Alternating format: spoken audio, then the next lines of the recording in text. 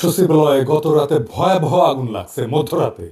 এই ভিডিও যখন রেকর্ড করা হয় তখন এলজিআরডির ৭ম তলা এবং ৮ম তলায় রোডস অ্যান্ড হাইওয়েজের যে মন্ত্রণালয় সেইখানে আগুন লাগছে।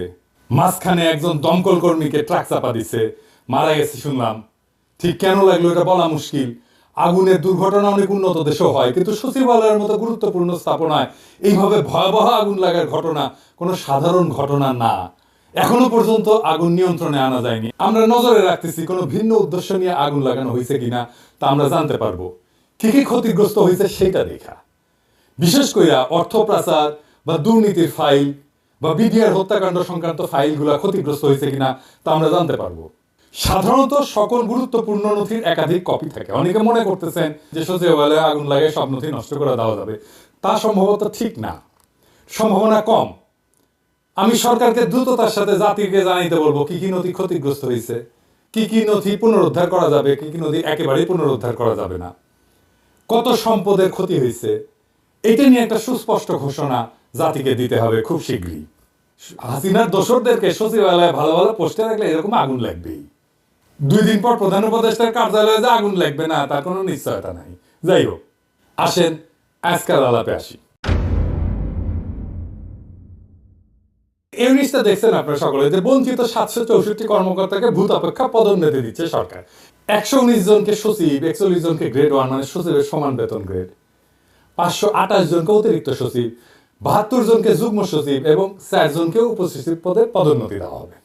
এবং এই ভূত অপেক্ষা পদোন্নতি এটা বাস্তবায়নে বকেয়া বেতন, আনুতোষিক এবং পেনশন বাবদ এককালীন 42 কোটি টাকা এবং পরবর্তীকালে পেনশন বাবদ বার্ষিক 13 কোটি টাকা বরাদ্দ করার কথা বলা হয়েছে। প্রত্যেক বছর 13 কোটি টাকা করে বরাদ্দ লাগবে অ্যাডিশনাল। এই সময় তো 42 কোটি লাগবেই, এরপরে প্রত্যেক বছর 13 কোটি টাকা এগুলোকে পাওয়ার জন্য লাগবে। এই সরকারকে যে কি করা দরকার মাঝে মাঝে বুঝতে পারি না। মাঝে মাঝে কথা বলেও আমাদের সাথে, শোনেও কথা।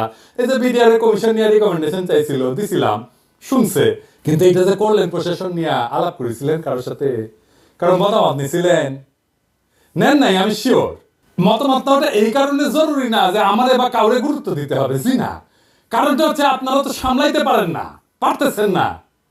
এই দেখেন আজ এই আন্দোলন করে তো কাল আরেকজন আন্দোলন করে, পাল্লায় যেমন ব্যাং মাপা যায় না, ঠিক তেমনি আপনি আমলাগের সামলাইতে পারতেছেন না। পারতেছেন না কারণ কেমনে সামলাইতে হবে এটাই জানেন না আপনারা। আমি বঞ্চিত, এটা তো কোনো কোয়ালিফিকেশন হইতে পারে না। কোন আক্কেলে আপনারা এইসব আমলাদের এই সমস্ত দাবি মানতেছেন? কোন আক্কেলে এই দুঃসময়ে আপনি 42 কোটি টাকার বরাদ্দ দিতেছেন এইগুলোর জন্য? এই আমলাতন্ত্রের কোন নৈতিক অধিকার আছে বিপ্লবোত্তর সরকারের কাছে কিছু চাওয়ার? বিন্দুমাত্র অধিকার নাই। এই কথা বলতে পারেন না কেন আপনারা? এই ব্যুরোক্রেসি হাসিনার টিকায় রাখছে না? হাসিনার নির্বাচন এরা করছে না? 2014 নির্বাচন, 2018 নির্বাচন, এমনকি 2024 নির্বাচনে যারা ডিসি ছিল, যারা ইউএনও ছিল, যারা এসপি ছিল, তারা আছে না? পুরা ব্যুরোক্রেসির পাশায় লাথি দিয়ে বের করে দিলে কি সমস্যা হইতো? কিছু হইতো না। আওয়ামী লীগের আন্দোলনে জনতার মঞ্চ কইরা মহিউদ্দিন খান আলমগীরের নেতৃত্বে নামে আসছিল না আমলারা, করেছিল না জনতার মঞ্চ। কামটা ভালো হয়েছিল না খারাপ হয়েছিল সেটা ভিন্ন আলাপ, কিন্তু নাম ছিল তো আওয়ামী লীগের লোকেরা। এই যে আমলারা বঞ্চিত বঞ্চিত করিচ্ছে, এর নাম ছিল বঞ্চিত। গল্প নিয়ে আসিছেন এখন, তাই না? সেজন্য আপনাদের কম্পেনসেট করতে হবে। ভালো আবদার তো। এই হাসিনার আমলে গুম হয়েছে কতজন, জেলে পড়ছে কতজন, আয়না ঘরে ছিল কতজন, পঙ্গু হয়েছে কতজন, বাড়ি ঘর গেছে কতজনের, সম্পদ গেছে কতজনের, জীবন গেছে কতজনের, দেশ ছাড়া হয়েছে কতজন আমার মতো। কারে কম্পেনসেট করছেন? এটার কম্পেনসেশন কে করবে? কোন আক্কেলে কম্পেনসেশন চাইতেছেন আপনারা? আর কোন আক্কেলে সরকার দিতেছে এই টাকা? শহীদ পরিবারকে প্রতিশ্রুত 30 লাখ টাকা দিতে পারে নাই, আহতদের সুচিকিৎসা করতে পারে নাই, পুনর্বাসন তো দূরের কথা। আর এই আমলাদের টাকা দিতেছেন 42 কোটি টাকা। টাকা কি খোলাম কুচি? এই আমলারা আবার নিতেছে হ্যাংলার মতো। লজ্জাও লাগে না আপনাকে? সিনেছেন সারা জীবন ঘুষের টাকা গোনা, আর লোভ ছাড়া তো কোনো বৈশিষ্ট্য নাই রে ভাই আপনাদের। কোন সরকারি কর্মচারীদের যদি সত্যি কম্পেনসেট করতে হয় তাইলে সেটা সামরিক বাহিনীকে করতে হবে। সামরিক বাহিনীর নির্যাতিত, বঞ্চিত, চাকরিচ্যুত অফিসার সৈনিকরা এই লড়াইয়ে ছিল, ভূমিকা রাখছে যে যার অবস্থানে থেকে। এরাই গুম হয়েছে, এরাই চাকরিচ্যুত হয়েছে, এরাই দেশ ছাড়া হয়েছে। একজন আমলা গুম হয়েছে, একজন আমলা জেলে গেছে, একজন আমরা চাকরি গেছে। এরা দেশে বিদেশে থেকে বিরোচিত ভূমিকা রাখছে। শুধু তারাই না, তাদের পরিবার নিয়ে ডিএইচএস এ মিছিল করেছে। সাবেক আর্মি চিফ সহ সিনিয়র অফিসাররা প্রকাশ্যে মিটিং করেছে, বিবৃতি দিয়েছে, সমাবেশ করছে। দেখেন ইকবাল করিম ভুইয়া কি কইতেছেন। 4ই আগস্টের কথা এটা। দেশের নীতি নির্ধারকরা যদি বিবেক, বুদ্ধি ও হৃদয়হীন হয়ে না পড়তেন, তাহলে গত কয়েক সপ্তাহে বাংলাদেশের ইতিহাসে সবচেয়ে বড়, করুণ ও মর্মান্তিক এই হত্যাকাণ্ড সমূহের ঘটনাগুলো ঘটত না। সুস্থ মস্তিষ্কের কোনো বিভাগবান মানুষের পক্ষে দেশে এমন একটা যুদ্ধ পরিস্থিতি মেনে নেওয়া সম্ভব না। আমরা নিজেরা নিজেদের সাথে যুদ্ধ করতে পারি না। আমাদের দেশটাকে, এই প্রিয় রাজধানী ঢাকা ও জেলা শহরগুলোকে যুদ্ধক্ষেত্রে পরিণত করতে দিতে পারি না। তাই আজ এখানে দাঁড়িয়ে ব্যর্থহীন ভাষায় বলছি, ইনশাল্লাহ তা আমরা করতে দেব না। সকল শ্রেণী ও পেশার মানুষকে সাথে নিয়ে ঐক্যবদ্ধভাবে শান্তি প্রচেষ্টায় সচেষ্ট থাকবে। এই জনপ্রিয় সাবেক সেনা প্রধানকে আমাদের সবার কৃতজ্ঞতা জানানো উচিত। উনি সাহসের সাথে দাঁড়ানোর জন্য এই পরদিন সেনাবাহিনীর জুনিয়র অফিসাররা, সৈনিকেরা ছাত্র জনতার উপরে গুলি চালাইতে অস্বীকার করে। পরদিন যদি গুলি চলতো, জেনারেল ইকবাল করিম ভুইয়া কয়েকজন সিনিয়র অফিসারদের নিয়ে আর্মি কনভয়ের সামনে দাঁড়াইতেন। এই পরিকল্পনা ওনাদের ছিল। আমি 4 তারিখ রাতে এটা জানাইছিলাম প্রফেসর ইউনূসকে, যে স্যার কালকে আর্মি গুলি চালাইতে পারবে না, জেনারেল ভুইয়া সর্বশক্তি দিয়ে ঠেকাই দিবেন। এটা প্রফেসর ইউনূস জানতেন। অথচ এই বীরকে আমরা সামান্যতম সম্মান জানাইলাম না। সামরিক বাহিনীর অফিসার যারা বঞ্চিত হয়েছে, নির্যাতিত হয়েছে, নিপীড়িত হয়েছে, তাদের কাউকে অ্যাকনলেজ করলাম না, কাউরে না। প্রফেসর ইউনূসের টাইম হয় সোহেল তাজের ডাইকা কথা বলার, টাইম হয় না জেনারেল ইকবাল করিম ভুইয়াকে ডাইকা ওনার ধন্যবাদ দেওয়ার, টাইম হয় না। টাইম হয় না বিডিআর বিদ্রোহে যে সমস্ত সেনা অফিসারদের প্রতিবাদ করার জন্য চাকরি গেছিল তাদেরকে ডাইকায় না কথা বলার। ইকবাল করিম ভুইয়ার সার্ভিস, ওনার ইমেজকে, ওনার সামর্থ্যকে দেশের কাজে লাগানোর কথা মনে হয় না। ইকবাল করিম ভুইয়া আপনার পাশে দাঁড়াইলে ওয়াকার সাহেবের ইন্ডিয়ান ফরেন সেক্রেটারি শিডিউল ছাড়া মিটিং করতে পারতো না। মুজিব বলছিল না যে তিনি আমার কথা রাখলেন না, তিনি রাখলেন ভুট্টো সাহেবের কথা। আপনার আশেপাশে তো সব ভুট্টো সাহেবদের বসায় রাখছেন প্রফেসর ইউনূস। কার কেমন দক্ষতা দেখতেছেন তো, আপনি দেখতেছেন তো, জাতীয় দেখতেছে। কাদেরকে নিয়ে এসে বসাইছেন? না আছে রাজনৈতিক ক্ষমতা, না আছে পাবলিককে মোবিলাইজ করার ক্ষমতা, না আছে লিডারশিপ স্কিল, না বলতে পারে কথা, না আছে জনপ্রিয়তা, না আছে মেধা, না আছে রাষ্ট্র চালানোর জন্য ন্যূনতম যোগ্যতা এবং দক্ষতা। তাও এগুলোর আশেপাশে রাখিছেন কেন? এই আমলাগুলোর একদিন দাবরানি দিলে দ্বিতীয় দিন দাবি দেওয়া নিয়ে আসতো না। কিন্তু দাবরানি দেওয়ার সেই মানুষটা নাই আপনার পাশে। কি কইয়া দাবরানি দিতে হবে সেটাও জানেন না। ওদের এই আর্গুমেন্ট দেওয়ার কেউ নাই যে বলবে তোমাদের বিন্দু মাত্র নৈতিক অধিকার নাই, বঞ্চিত বলে দাবি করে নিজের বৈষয়িক লোভকে চরিতার্থ করার। কিছুই করো নাই তোমরা, করছো তোমরা এই রেজিমকে হটাইতে কিছুই করো নাই। এটা খড়ের টুকরা ভেঙে 2 ভাগ করো নাই। তাও তোমাদের জন্য জনগণের 42 কোটি টাকা খরচা হবে। এটা কে বলবে? যাদের ডাইকায় না আপনার প্রশাসন সাজাইছেন তারাই তো বলবে, নাকি আমরা কয়া দিব? আর রাষ্ট্রীয় সম্পদে 42 কোটি টাকা তো আপনার বাপের জমিদারির টাকা না রে ভাই, যেভাবে বিলাইবেন। মুক্তিযুদ্ধের পরে ঠিক একই জিনিস হয়েছিল, কে কিভাবে কোনটা দখল করবে তার প্রতিযোগিতা। ফলাফল তো আমরা দেখেছি, তাই না? এরকম একটা ল্যাংরা খোড়া রাষ্ট্র পাইছি। এইরকম একটা বিপ্লব হলে এত মানুষ রক্ত দিল, এত ছাত্র রক্ত দিল। আপনি নিজেই বলছেন ছাত্ররা আপনাদের ক্ষমতায় বসেছে। কি করতেছেন তাইলে? হাসিনা শাসনের বেনিফিশিয়ারিরা কে কিভাবে কোথায় জায়গা করে নেওয়ার চেষ্টা করতেছে আমরা দেখতেছি, সব দেখতেছি। হাসিনা সরকারের বেনিফিশিয়ারিদের সাবধান করে দেয় বলতে চাই, করে কমে খাইতেছেন এমনি খান। রাষ্ট্রের রিসোর্স, রাষ্ট্রের গুরুত্বপূর্ণ ব্যক্তিদের আশেপাশে যাইবেন না, কোনো আলগা সুবিধা নেওয়ার চেষ্টা করবেন না। আপনাদের তো ভদ্রভাবে বললে বুঝেন না, শুনেন না। লোভ তো 2 চোখ ভরা চকচকা লোভ। মাইর বুঝেন, মাইর ভার্চুয়াল ম্যান না, একদম লাঠি দিয়া ম্যান, বেদম পেটানো হবে, একদম ধরে রাস্তায় ফেলে পেটানো হবে। ওইটা করতে পারবো আমি, ওইটা করা হবে, কেউ বাঁচাইতে পারবে না। আগে থাকতে সাবধান হয়ে যান। আমি আর ইলিয়াস বলছিলাম শহীদ পরিবারদের প্রতিশ্রুত 30 লক্ষ টাকা দিয়ে দিবেন, 2 মাস সময় দিছিলাম। আজকে আবার মনে করাই দিলাম প্রফেসর ইউনূসের সরকারে। এই প্রসঙ্গে আজকে আমার ফাইনাল আলাপ। জুলাই আগস্ট বিপ্লবের আহত আর শহীদ পরিবারের দায়িত্ব আর পুনর্বাসন নিয়ে আপনাদের দীর্ঘসূত্রিতার পরিকল্পনাহীনতা ক্ষমাহীন পর্যায়ে পৌঁছেছে। আপনাদের না আছে পরিকল্পনা, না আছে উদ্যোগ, না আছে সেন্সিটিভিটি।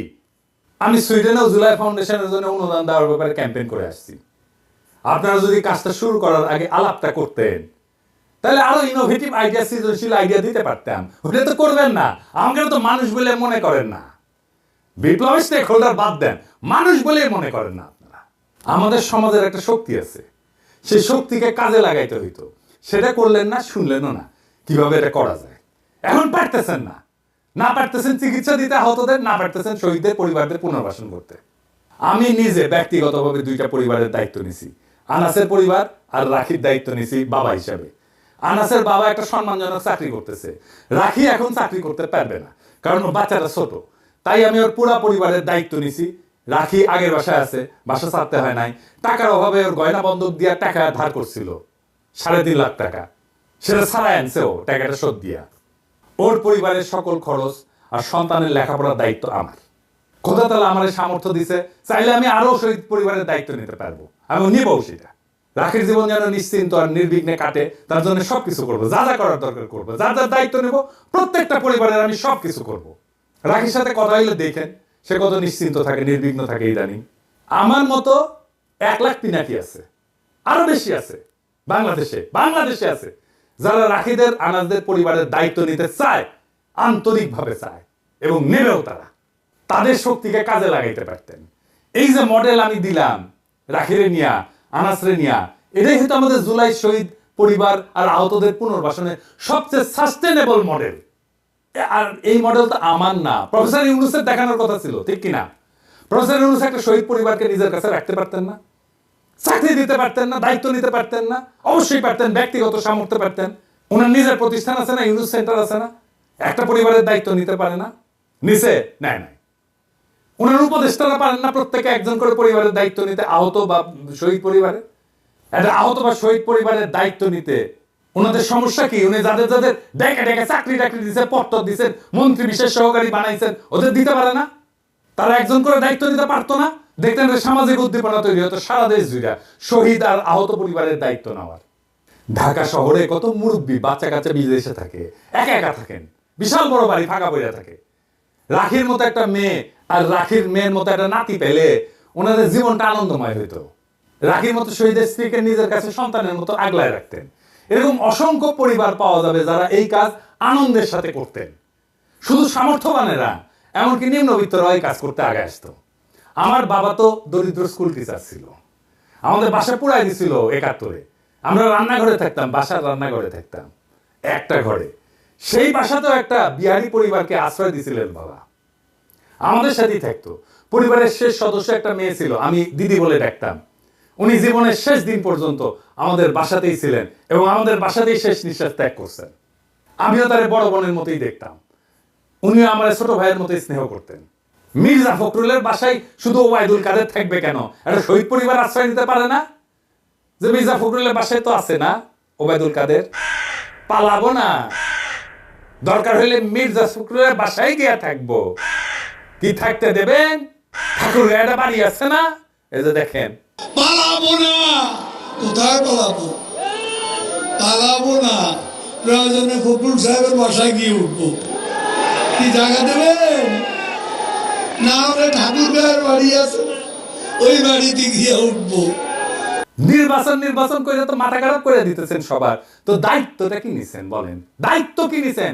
সব দলের এমপি ইলেকশনের নমিনেশন যারা নেবেন তাদের দেখাইতে হবে কোন শহীদ আহত পরিবারের দায়িত্ব নিছেন। দল থেকে নাকি দিচ্ছেন সেটা না, আমরা জানতে চাই আপনি নিজে কি করছেন, নিজে ব্যক্তিগতভাবে কি করছেন, আপনার বাসায় আছে কিনা। আগামী বাংলাদেশ সেই নেতা চায় যারা কথায় না কাজে বড় হবে। কাজ দেখান, দায়িত্ব নিতে পারেন।